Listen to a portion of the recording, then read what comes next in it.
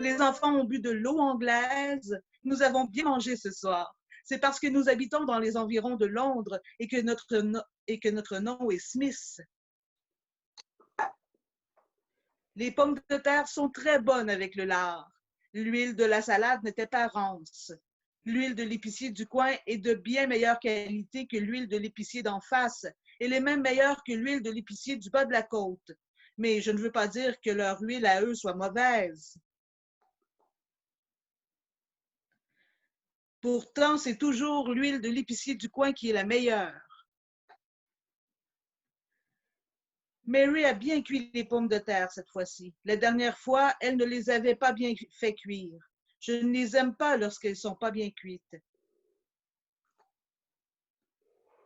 Le poisson était frais. Je m'en suis léché les babines. J'en ai pris 2 fois. Non, 3 fois. Ça me fait aller au cabinet.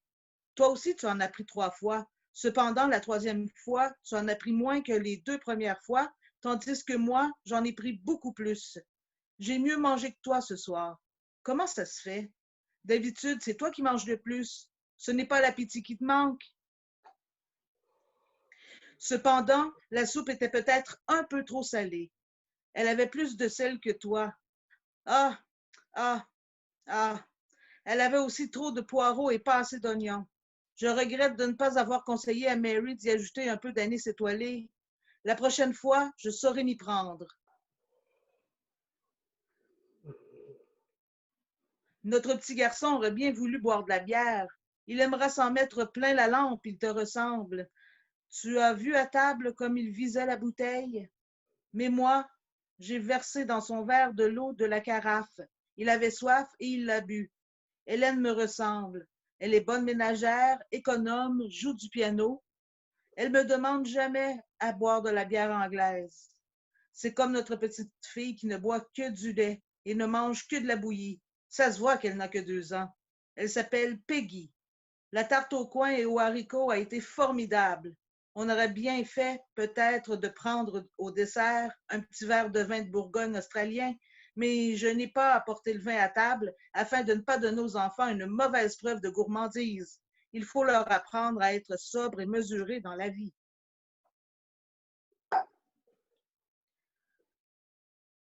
Miss Parker connaît un épicier roumain nommé Popescu Rosenfeld qui vient d'arriver de Constantinople. C'est un grand spécialiste en yaourt. Il est diplômé de l'école des fabricants de yaourt d'Andrinople. J'irai demain lui acheter une grande marmite de yaourt roumain folklorique. On n'a pas souvent des choses pareilles ici dans les environs de Londres. Le yaourt est excellent pour l'estomac, les reins, l'appendicite et l'apothéose. C'est ce que m'a dit le docteur Mackenzie King, qui soigne les enfants de nos voisins, les Johns. C'est un bon médecin. On peut avoir confiance en lui. Il ne recommande jamais d'autres médicaments que ceux dont il a fait l'expérience sur lui-même. Avant de faire opérer Parker, c'est lui d'abord qui s'est fait opérer du foie sans être aucunement malade. Mais alors, comment se fait-il que le docteur s'en soit tiré et que Parker en soit mort? Parce que l'opération a réussi chez le docteur et n'a pas réussi chez Parker. Alors Mackenzie n'est pas un bon docteur. L'opération aurait dû réussir chez tous les deux, ou alors tous les deux auraient dû succomber. Pourquoi? Un médecin consciencieux doit mourir avec le malade s'ils ne peuvent pas guérir ensemble. Le commandant d'un bateau périt avec le bateau, dans les vagues. Il ne survit pas. On ne peut pas comparer un malade à un bateau. Pourquoi pas? Le bateau a aussi ses maladies. D'ailleurs, ton docteur est aussi sain qu'un vaisseau. Voilà pourquoi encore il devait périr en même temps que le malade, comme le docteur et son bateau. Je n'y avais pas pensé. C'est peut-être juste. Et alors, quelle conclusion en tires-tu? C'est que tous les docteurs ne sont que des charlatans. Et tous les malades aussi. Seule la marine est honnête en Angleterre. Mais pas les marins. Naturellement. Il n'y a qu'une chose que je ne comprends pas. Pourquoi, à la rubrique de l'état civil dans le journal, donne-t-on toujours l'âge des personnes décédées et jamais celui des nouveau-nés? C'est un non-sens. Je ne me le suis jamais demandé. Tiens, c'est écrit que Bobby Watson est mort. Mon Dieu, le pauvre!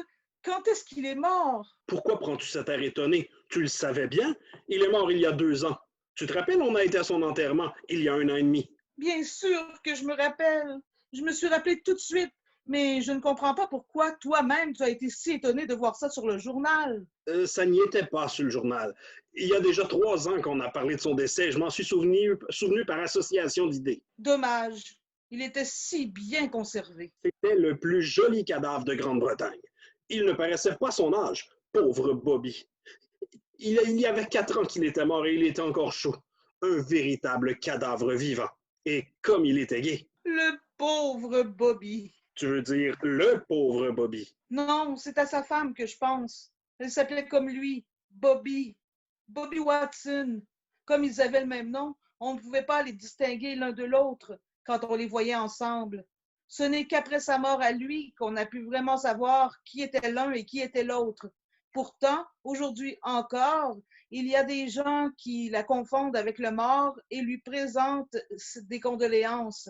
Tu la connais? Je ne l'ai vue qu'une fois, par hasard, à l'enterrement de Bobby. Je ne l'ai jamais vue. Est-ce qu'elle est belle? Elle a des traits réguliers. Et pourtant, on ne peut pas dire qu'elle est belle. Elle est trop grande et trop forte. Ses traits ne sont pas réguliers et pourtant, on peut dire qu'elle est très belle. Elle est un peu trop petite et trop maigre. Elle est professeure de chant. Et quand pensent-ils se marier tous les deux? Le printemps prochain ou plus tard. Il faudra sans doute aller à leur mariage. Il faudra leur faire un cadeau de noces. Je me demande lequel. Pourquoi ne leur offririons-nous pas un des 7 plateaux d'argent dont on nous a fait don à notre mariage à nous et qui ne nous ont jamais servi à rien? C'est triste pour elles d'être demeurées veuves si jeunes. Heureusement qu'ils n'ont pas eu d'enfants. Il ne leur manquait plus que ça, des enfants. Pauvre femme, qu'est-ce qu'elle en aurait fait? Elle est encore jeune. Elle peut très bien se remarier. Le deuil lui va si bien. Mais qui prendra soin des enfants? Tu sais bien qu'ils ont un garçon et une fille. Comment s'appellent-ils? Bobby et Bobby, comme leurs parents. L'oncle de Bobby Watson, le vieux, Bobby Watson est riche et il aime le garçon. Il pourrait très bien se charger de l'éducation de Bobby. Ce serait naturel. Et la tante de Bobby Watson, la vieille Bobby Watson, pourrait très bien à son tour se charger de l'éducation de Bobby Watson, la fille de Bobby Watson. Comme ça, la maman de Bobby Watson, Bobby, pourrait se remarier. Elle a quelqu'un en vue? Oui, un cousin de Bobby Watson. Qui? Bobby Watson? De quel Bobby Watson parles-tu? De Bobby Watson, le fils du vieux Bobby Watson, l'autre oncle de Bobby Watson, le mort. Non, ce n'est pas celui-là, c'est un autre. C'est Bobby Watson, le fils de la vieille Bobby Watson, la tante de Bobby Watson le mort. Tu veux parler de Bobby Watson, le commis voyageur? Tous les Bobby Watson sont commis voyageurs. Quel dur métier! Pourtant, on y fait de bonnes affaires. Oui, quand il n'y a pas de concurrence. Et quand n'y a-t-il pas de concurrence? Le mardi, le jeudi et le mardi. Ah, 3 jours par semaine. Et que fait Bobby Watson pendant ce temps-là? Il se repose, il dort. Mais pourquoi ne travaille-t-il pas pendant ces 3 jours s'il n'y a pas de concurrence? Je ne peux pas tout savoir. Je ne peux pas répondre à toutes tes questions idiotes. Tu dis ça pour m'humilier? Tu sais bien que non. Les hommes sont tous pareils. Vous restez là toute la journée, la cigarette à la bouche, ou bien vous vous mettez de la poudre et vous fardez vos lèvres 50 fois par jour si vous n'êtes pas en train de boire sans arrêt. Mais qu'est-ce que tu dirais si tu voyais les hommes faire comme les femmes, fumer toute la journée, se poudrer, se mettre du rouge aux lèvres, boire du whisky? Quant à moi, je m'en fiche. Mais si tu dis ça pour m'embêter, alors je n'aime pas ce genre de plaisanterie, tu le sais bien. Oh, oh, mon petit poulet rôti, pourquoi craches-tu du feu? Tu sais bien que je dis ça pour rire. Quelle ridicule couple de vieux amoureux nous faisons. Viens, nous allons éteindre et nous allons faire dodo. Je suis la bonne. J'ai passé un après-midi très agréable. J'ai été au cinéma avec un homme et j'ai vu un film avec des femmes. À la sortie du cinéma, nous sommes allés boire de l'eau de vie et du lait. Et puis on a lu le journal. J'espère que vous avez passé un après-midi très agréable, que vous êtes allé au cinéma avec un homme et que vous avez bu de l'eau de vie et du lait. Et le journal? Madame et Monsieur Martin, vos invités, sont à la porte. Ils m'attendaient. Ils n'osaient pas entrer tout seuls. Ils devaient dîner avec vous ce soir.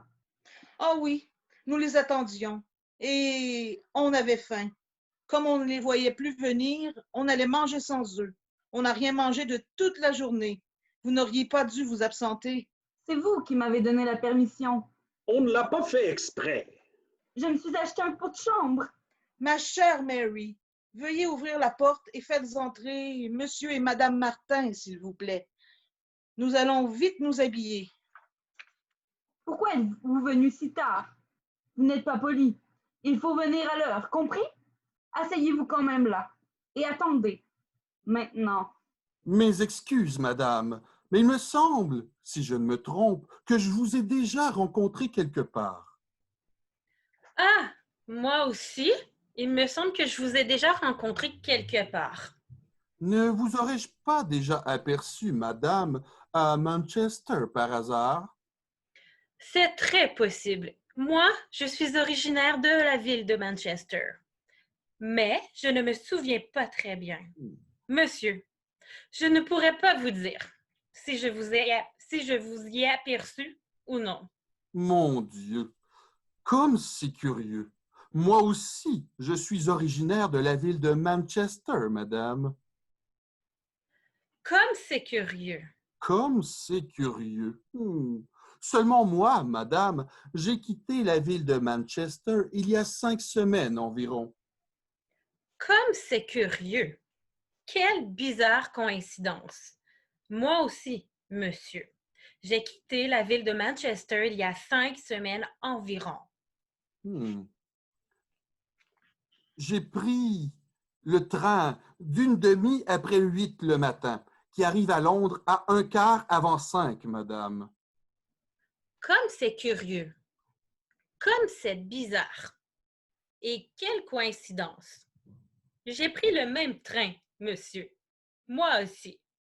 Mon Dieu, comme c'est curieux.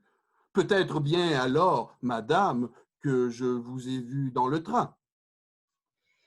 C'est bien possible. Ce n'est pas exclu. C'est plausible. Et après tout, pourquoi pas? J'en ai aucun souvenir, monsieur. Je voyageais en 2e classe, madame. Il n'y a pas de 2e classe en Angleterre, mais je voyage quand même en 2e classe. Comme c'est bizarre. Que c'est curieux. Et quelle coïncidence. Moi aussi. Monsieur, je voyageais en 2e classe. Comme c'est curieux. Nous nous sommes peut-être bien rencontrés en 2e classe, chère madame. La chose est bien possible et ce n'est pas du tout exclu. Mais je ne m'en souviens pas très bien, cher monsieur. Ma place était dans le wagon numéro 8, 6e compartiment, madame. Comme c'est curieux. Ma place aussi était dans le wagon numéro 8, 6e compartiment, cher monsieur. Comme c'est curieux. Et quelle coïncidence bizarre. Peut-être nous sommes-nous rencontrés dans le 6e compartiment, chère madame. C'est bien possible après tout, mais je ne m'en souviens pas, cher monsieur. À vrai dire, chère madame, moi non plus, je ne m'en souviens pas. Mais il est possible que nous nous soyons aperçus là. Et si j'y pense bien, la chose me semble même très possible. Ah, vraiment, bien sûr, vraiment, monsieur. Comme c'est curieux. Oh, oh. J'avais la place numéro 3, près de la fenêtre, chère madame. Ah, mon Dieu, comme c'est curieux et comme c'est bizarre. J'avais la même place numéro 6, près de la fenêtre, en face de vous, cher monsieur. Oh mon Dieu, comme c'est curieux. Et quelle coïncidence! Nous étions donc vis-à-vis, chère madame. C'est là que nous avions dû nous voir. Comme c'est curieux. C'est possible, mais je m'en souviens pas, monsieur. À vrai dire, madame, moi non plus, je ne m'en souviens pas. Cependant, il est très possible que nous nous soyons vus à cette occasion. C'est vrai, mais j'en suis pas sûre du tout, monsieur. Ce n'était pas vous chère dame, la dame qui m'avait prié de mettre sa valise dans le filet et ensuite m'a remercié et m'a permis de fumer. Mais si, ça devait être moi, monsieur. Comme c'est curieux. Comme c'est curieux. Et quelle coïncidence. Comme c'est curieux, comme c'est bizarre. Quelle coïncidence! Eh bien alors, nous nous sommes peut-être connus à ce moment-là, madame. Comme c'est curieux. Et quelle coïncidence. C'est bien possible, cher monsieur. Cependant, je ne crois pas m'en souvenir. Moi non plus, madame. Oh.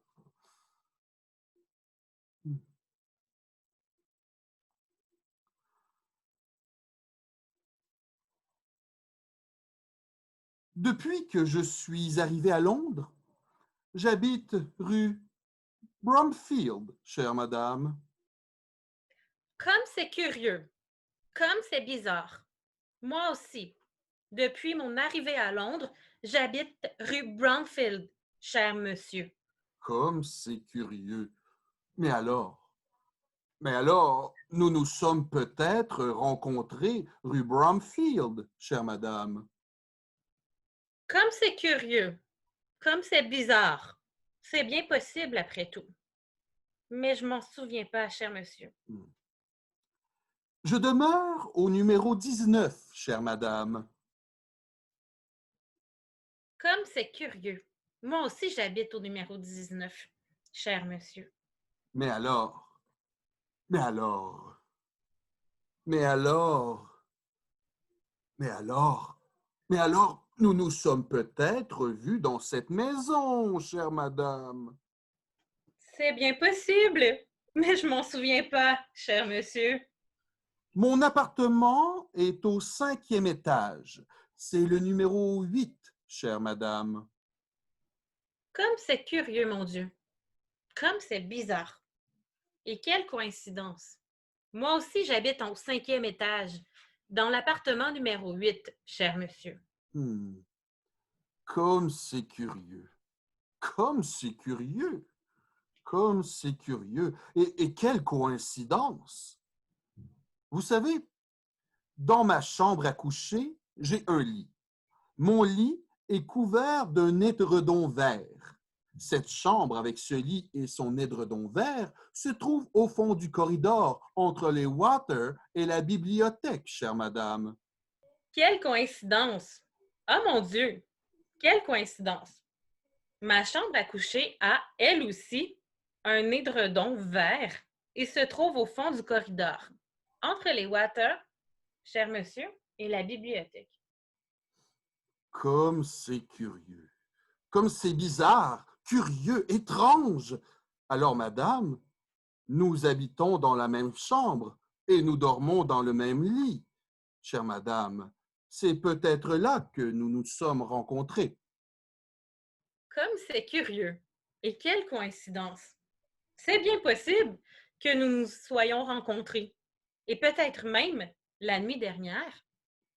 Mais je ne m'en souviens pas, cher monsieur. J'ai une petite fille. Ma petite fille, elle habite avec moi, chère madame. Elle a 2 ans, elle est blonde. Elle a un œil blanc et un œil rouge. Et elle s'appelle Alice, chère madame. Quelle bizarre coïncidence! Moi aussi, j'ai une petite fille. Elle a 2 ans, un œil rouge et un œil blanc. Elle est très jolie et s'appelle aussi Alice, cher monsieur. Comme c'est curieux. Et quelle coïncidence. Et bizarre. C'est peut-être la même, chère madame. Comme c'est curieux. C'est bien possible, monsieur. Hmm. Hmm.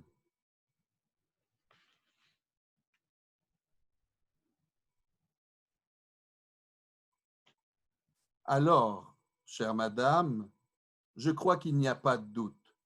Nous nous sommes déjà vus et vous êtes ma propre épouse, Élisabeth, Je t'ai retrouvé.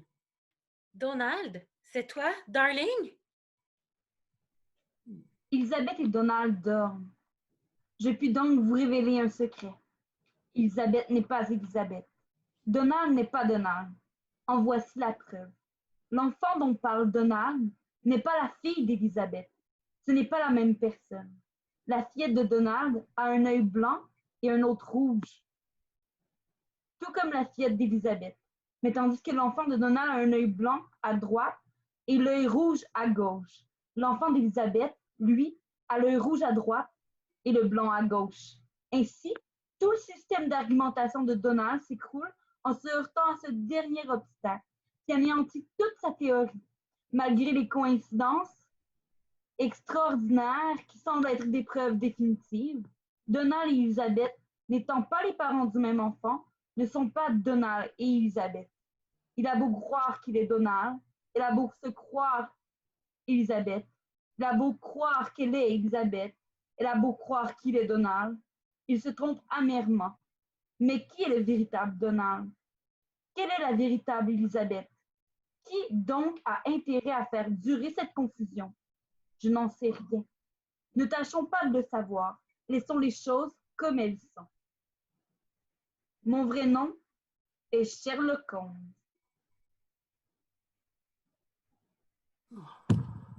Hmm.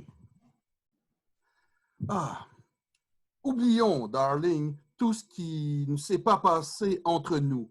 Et maintenant que nous nous sommes retrouvés, tâchons de ne plus nous perdre et vivons comme avant. Oui, darling. Bonsoir, chers amis. Excusez-nous de vous avoir fait attendre si longtemps. Nous avons pensé qu'on devait vous rendre les honneurs auxquels vous avez droit et dès que nous avons appris que vous vouliez bien nous faire le plaisir de venir nous voir sans annoncer votre visite, nous nous sommes dépêchés d'aller revêtir nos habits de gala. Nous n'avons rien mangé de toute la journée. Il y a 4 heures que nous vous attendons. Pourquoi êtes-vous venu en retard?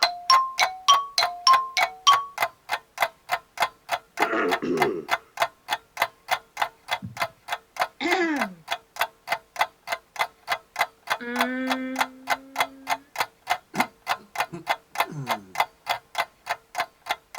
Oh, décidément. Nous sommes tous enrhumés. Pourtant, il ne fait pas froid. Il n'y a pas de courant d'air. Oh non, heureusement. Ah là là là là là là. Vous avez du chagrin? Non, il s'emmerde. Oh, monsieur, à votre âge, vous ne devriez pas? Le cœur n'a pas d'âge. Ah, c'est vrai. On le dit.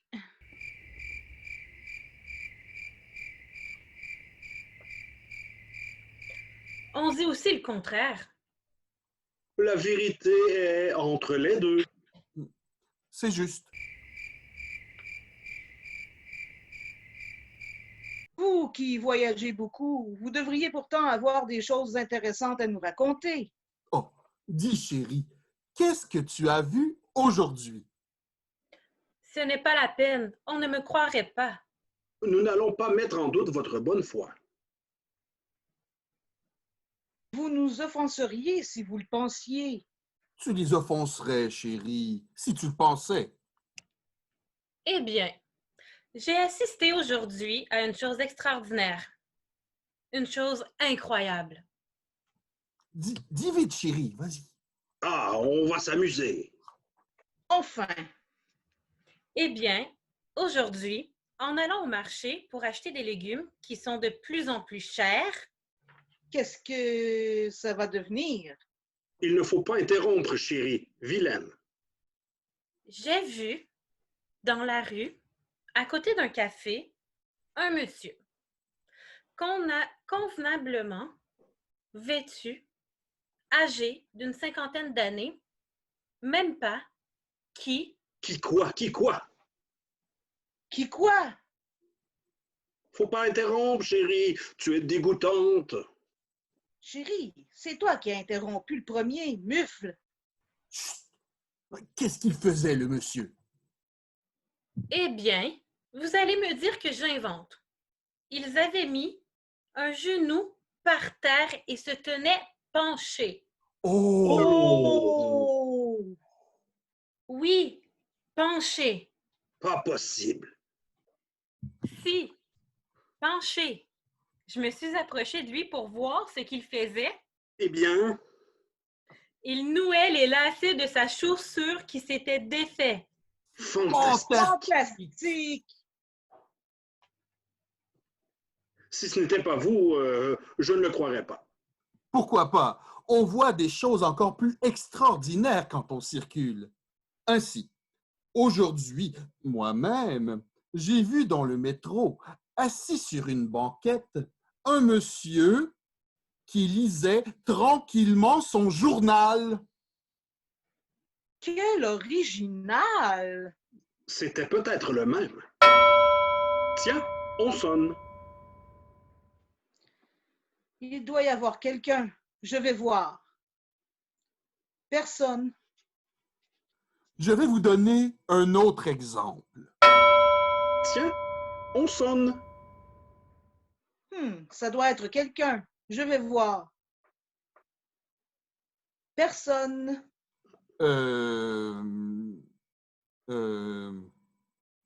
Tu disais que tu allais donner un autre exemple. Ah oui, ah oui, ah oui. Tiens, on sonne. Je ne vais plus ouvrir. Oui, mais il doit y avoir quelqu'un.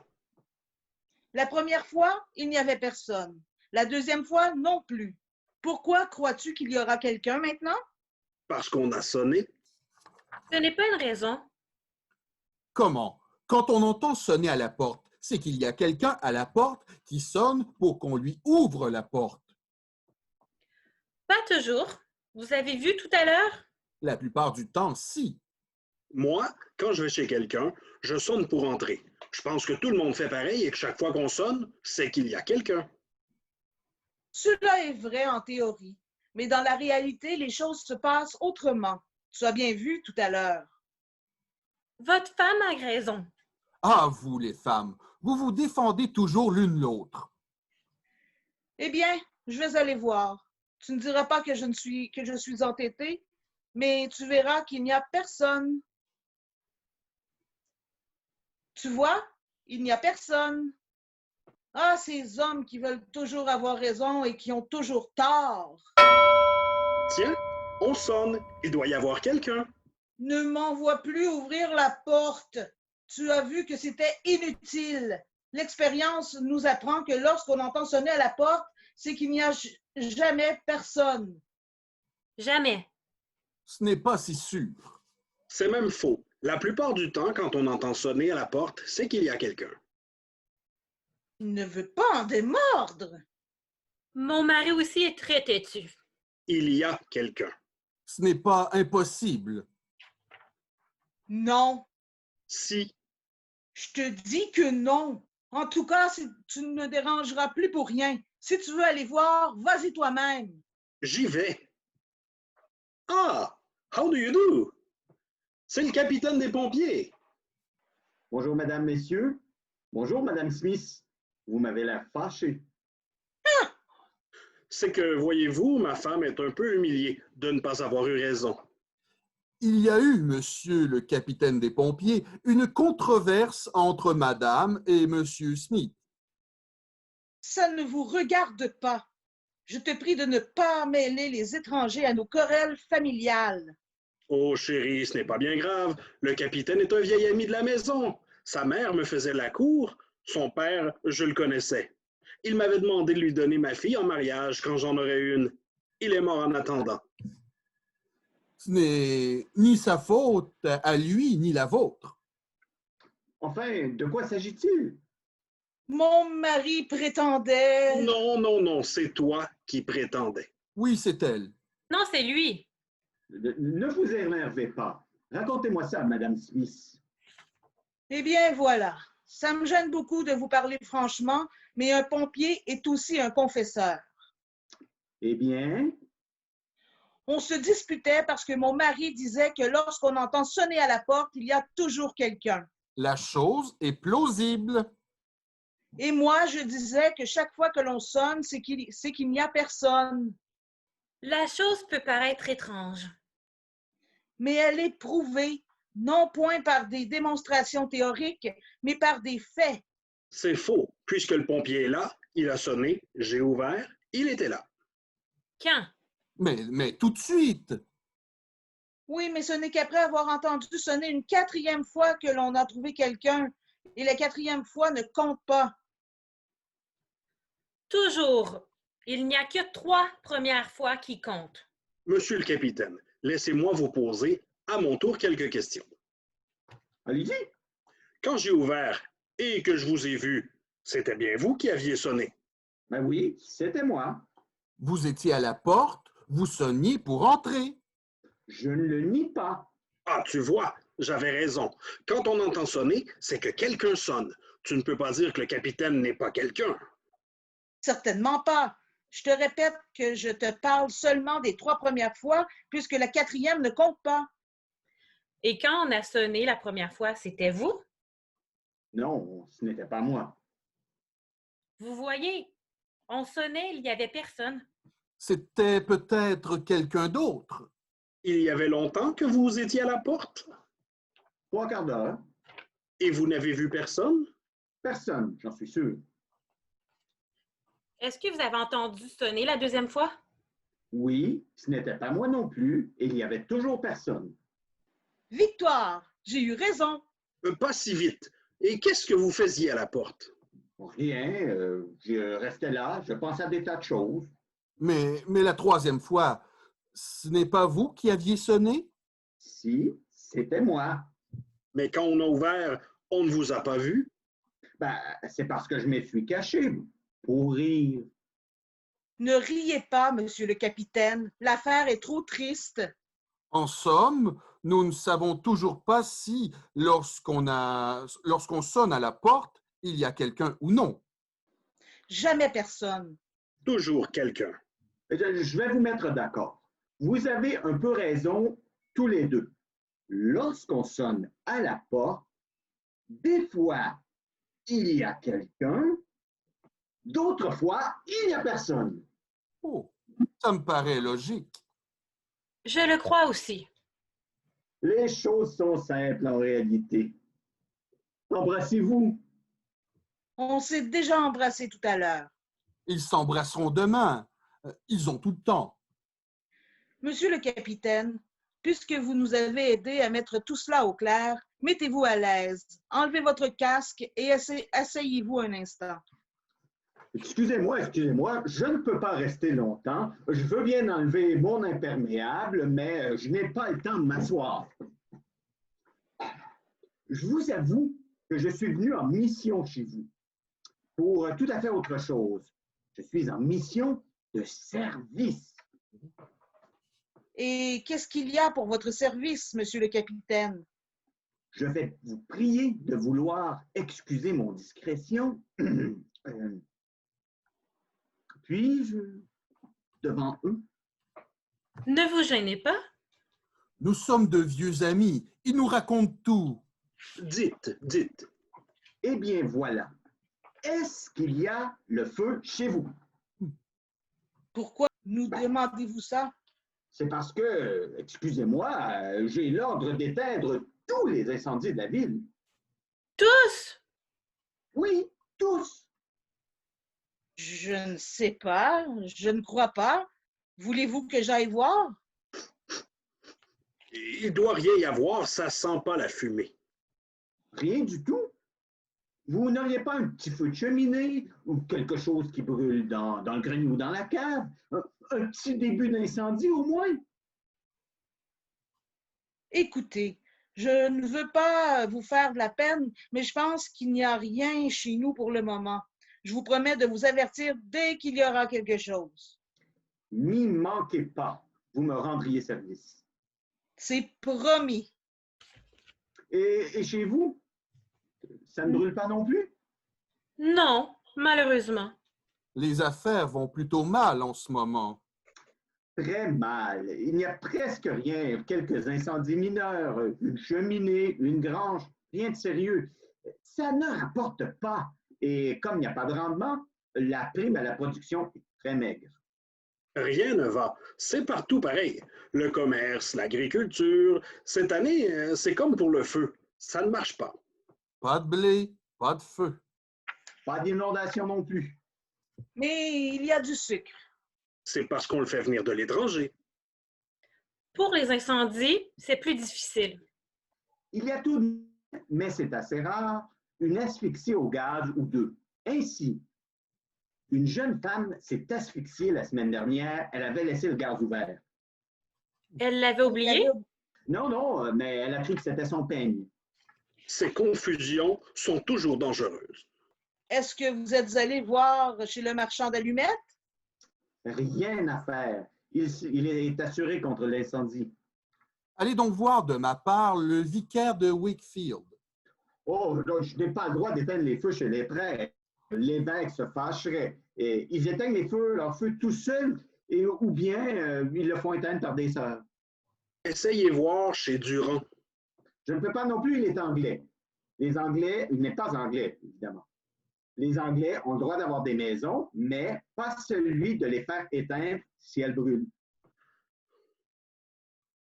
Pourtant, quand le feu s'y est mis l'année dernière, on l'a bien éteint quand même. Ah, il a fait tout ça tout seul, clandestinement. Oh, c'est pas moi qui irais le dénoncer. Moi non plus.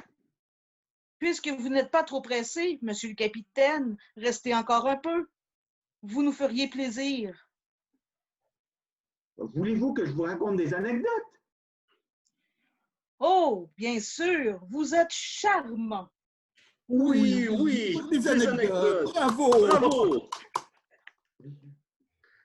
Et ce qui est encore plus intéressant, c'est que les histoires de pompiers sont vraies, toutes, et vécues.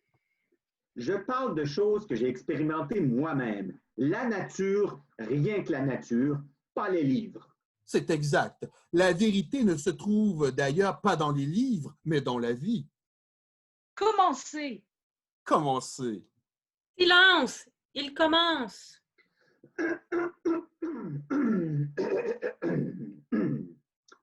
Excusez-moi, ne me regardez pas comme ça. Vous me gênez. Vous savez que je suis timide. Il est charmant. Mais si on n'écoutait pas, on ne nous entendrait pas.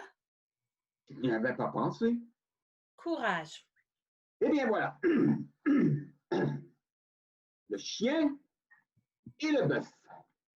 Fable expérimentale. Une fois, un autre bœuf demandait à un autre chien, « Pourquoi n'as-tu pas avalé ta trompe? » « Pardon, répondit le chien. « C'est parce que j'avais cru que j'étais éléphant. » Quelle est la morale? C'est à vous de la trouver. Il a raison. Une autre. Un jeune veau avait mangé trop de verre pilé. En conséquence, il fut obligé d'accoucher. Il mit au monde une vache. Cependant, comme le veau était un garçon, la vache ne pouvait pas l'appeler maman. Elle ne pouvait pas lui dire papa non plus parce que le veau était trop petit. Le veau fut alors obligé de se marier avec une personne et la mairie prit toutes les mesures édictées par les circonstances à la mode. À la mode de chez nous. Comme les tripes. Vous la connaissiez donc? Elle était dans tous les journaux. Ça s'est passé pas loin de chez nous. Je vais vous en dire une autre. Le coq. Une fois, un coq voulut faire le chien, mais il n'eut pas de chance, car on le reconnut tout de suite. Par contre, le chien qui voulut faire le coq n'a jamais été reconnu. Je vais vous en dire une à mon tour, le serpent et le renard. Une fois, un serpent, s'approchant d'un renard, lui dit « Il me semble que je vous connais. » Le renard lui répondit « Moi aussi. » Alors, dit le serpent, « Donnez-moi de l'argent. » Un renard ne donne pas d'argent, répondit le rusé animal, qui, pour s'échapper, sauta dans une vallée profonde, pleine de fraisiers et de miel de poule. Le serpent l'y attendait déjà, en riant d'un rire méphistophélique. Le renard sortit son couteau en hurlant « Je vais t'apprendre à vivre !» puis s'enfuit en tournant le dos. Il n'eut pas de chance. Le serpent fut plus vif. D'un coup de poing bien choisi, il frappa le renard en plein front, qui se brisa en 1000 morceaux, tout en s'écriant « Non, Non, 4 fois non. Je ne suis pas ta fille. C'est intéressant. C'est pas mal. Mes félicitations. Bon, pas fameuse. Et puis, je la connaissais. C'est terrible. Mais ça n'a pas été vrai. Si, malheureusement. C'est à votre tour, madame. J'en connais une seule, je vais vous la dire. Elle s'intitule Le Bouquet. Ma femme a toujours été romantique. C'est une véritable Anglaise. Voilà. Une fois, un fiancé avait apporté un bouquet de fleurs à sa fiancée qui lui dit merci. Mais avant qu'elle lui eût dit merci, lui, sans dire un seul mot, lui prit les fleurs qu'il lui avait données pour lui donner une bonne leçon et lui disant « Je les reprends », et lui dit au revoir en les reprenant et s'éloigna par-ci, par-là. Oh, charmant! Vous avez une femme, Monsieur Smith, dont tout le monde est jaloux. C'est vrai. Ma femme est l'intelligence même. Elle est même plus intelligente que moi. En tout cas, elle est beaucoup plus féminine, on le dit. Encore une, capitaine. Oh non, il est trop tard. Dites quand même. Je suis trop fatigué. Rendez-nous service. Je vous en prie. Non, Vous avez un cœur de glace. Nous sommes sur des charbons ardents. Oh, je vous en supplie. soit. Il accepte. Il va encore nous embêter. Zut! Pas de chance, j'ai été trop polie. Le rhume. Mon beau-frère avait, du côté paternel, un cousin germain dont un oncle maternel avait un beau-frère dont le grand-père paternel avait épousé en seconde noces une jeune indigène dont le frère avait rencontré, dans un de ses voyages, une fille dont il s'était épris, avec laquelle il eut un fils qui se maria avec une pharmacienne intrépide qui n'était autre que la nièce d'un matelot inconnu de la marine britannique et dont le père adoptif avait une tante parlant couramment l'espagnol et qui était, peut-être, une des petites filles d'un ingénieur mort jeune, petit-fils lui-même de propriétaire de vigne dont on tirait un vin médiocre, mais qui avait un petit cousin, caporal, dont le fils avait épousé une bien jolie jeune femme divorcée, dont le premier mari était le fils d'un sincère patriote qui avait su élever dans le désir de faire fortune une de ses filles qui put se marier avec un chasseur qui avait connu Rothschild et dont le frère, après avoir changé plusieurs fois de métier, se maria et une fille dont le bisaïeul portait des lunettes que lui avait donné un sien cousin, beau-frère d'un Portugais, fils naturel d'un meunier, pas trop pauvre, dont le frère de lait avait pris pour femme la fille d'un ancien médecin de campagne, lui-même frère de lait d'un fils de laitier, lui-même fils naturel d'un autre médecin de campagne, marié 3 fois de suite, dont la troisième femme... J'ai connu cette troisième femme. Si je ne me trompe, elle mangeait du poulet dans un guêpier. C'était pas la même. Chut! Je dis, dont la troisième femme était la fille de la meilleure sage-femme de la région et qui, veuve de bonheur, Comme ma femme, s'était remariée avec un vitrier plein d'entrain qui avait fait à la fille d'un chef de gare un enfant qui avait su faire son chemin dans la vie Son chemin de fer. Comme aux cartes. et avait épousé une marchande de 9 saisons dont le père avait un frère, maire d'une petite ville, qui avait pris pour femme une institutrice blonde dont le cousin, pêcheur à la ligne, À la ligne morte. avait pris pour femme une autre institutrice blonde, nommée elle aussi Marie, dont le frère s'était marié à une autre Marie, toujours institutrice blonde, puisqu'elle est blonde, elle ne peut être que Marie. et dont le père avait été élevé au Canada par une vieille femme qui était la nièce d'un curé dont la grand-mère attrapait parfois en hiver, comme tout le monde, un rhume. Curieuse histoire, presque incroyable. Quand on s'enrhume, il faut prendre des rubans.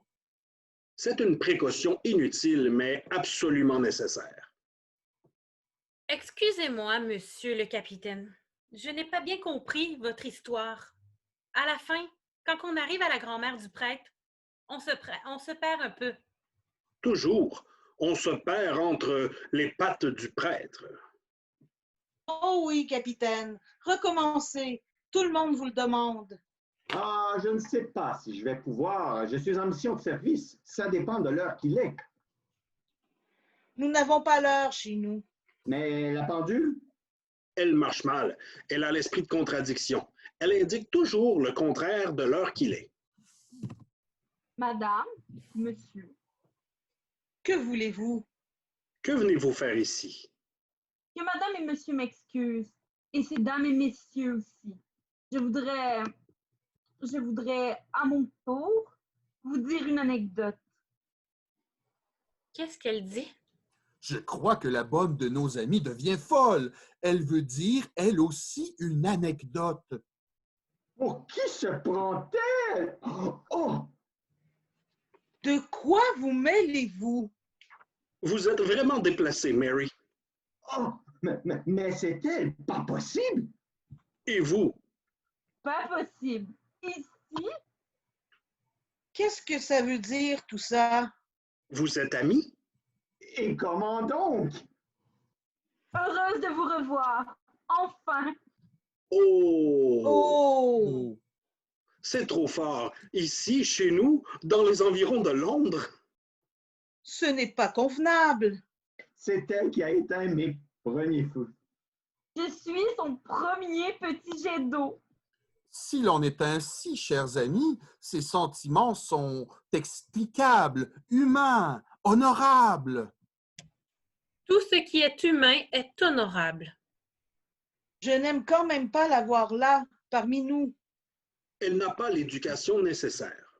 Oh, vous avez trop de préjugés. Moi, je pense qu'une bonne, en somme, bien que cela ne me regarde pas, n'est jamais qu'une bonne.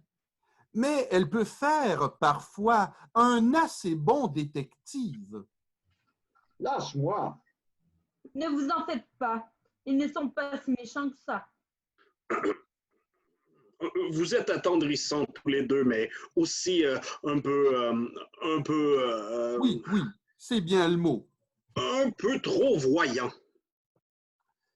Il y a une pudeur britannique, excusez-moi encore une fois de préciser ma pensée, incomprise des étrangers, même spécialistes, grâce à laquelle, pour m'exprimer ainsi, enfin, je ne dis pas ça pour vous.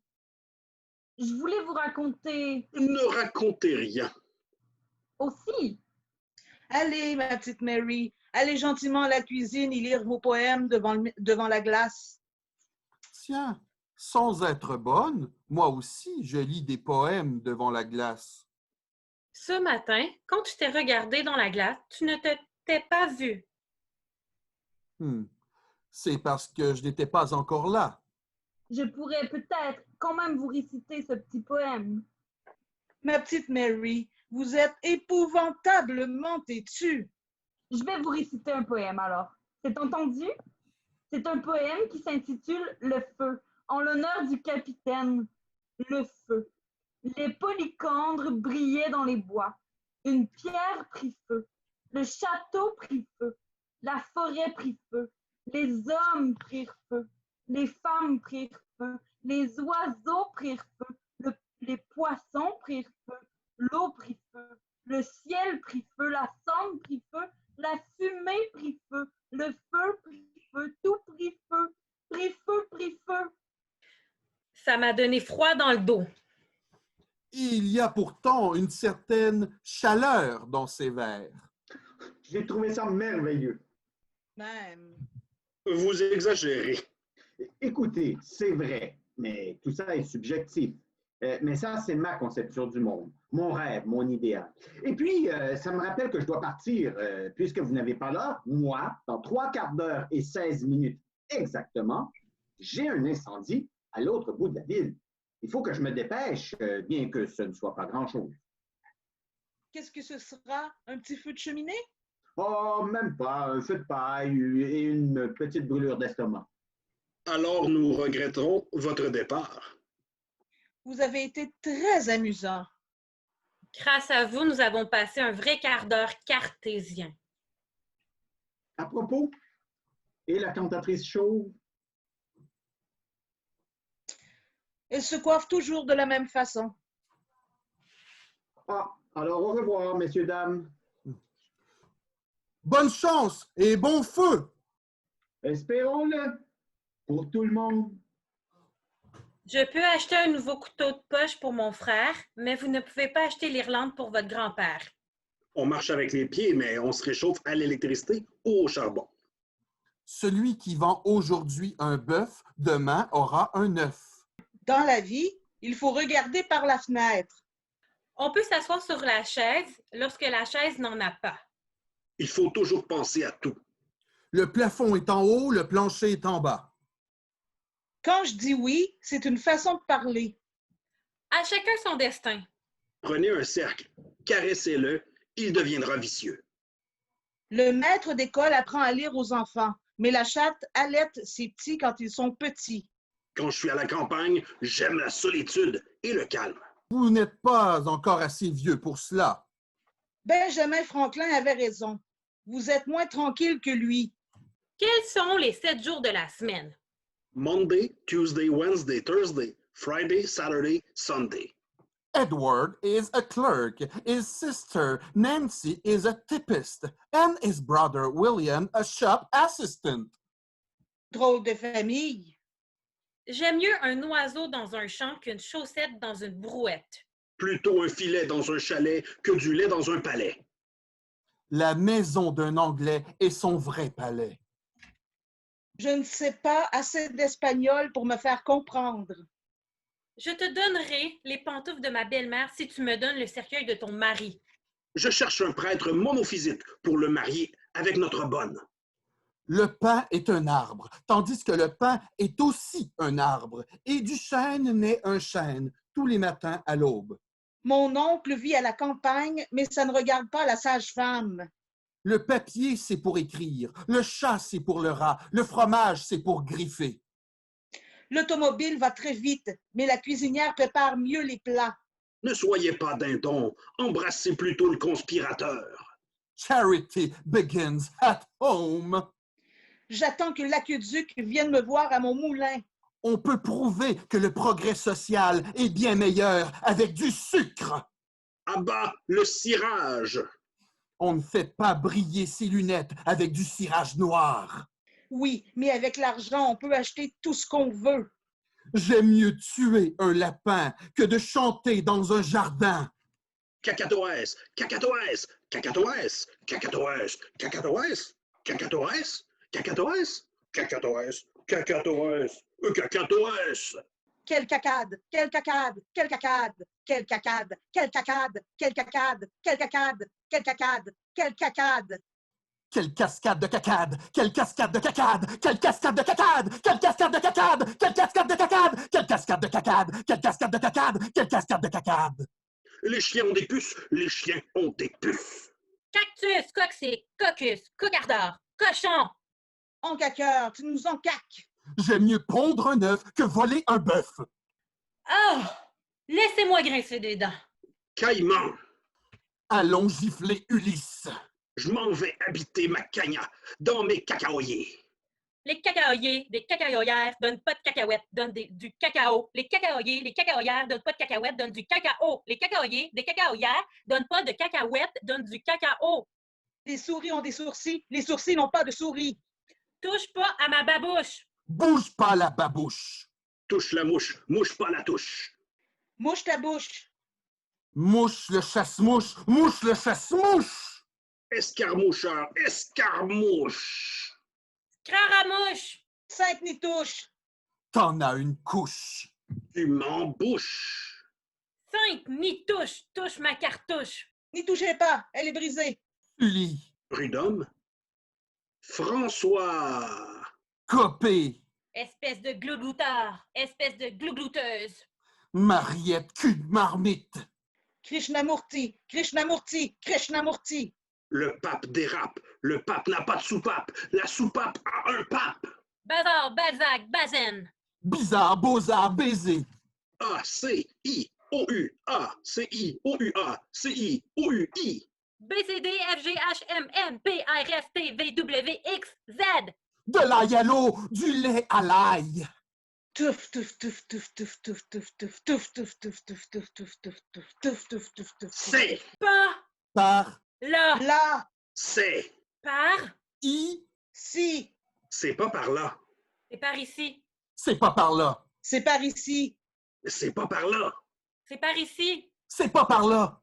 c'est par ici, C'est pas par là. C'est par ici. C'est pas par là. c'est par ici. Tiens, il est 9 heures. Nous avons mangé de la soupe, du poisson, des pommes de terre au lard, de la salade anglaise. Les enfants ont bu de l'eau anglaise. Nous avons bien mangé ce soir. C'est parce que nous habitons dans les environs de Londres et que notre nom est Smith.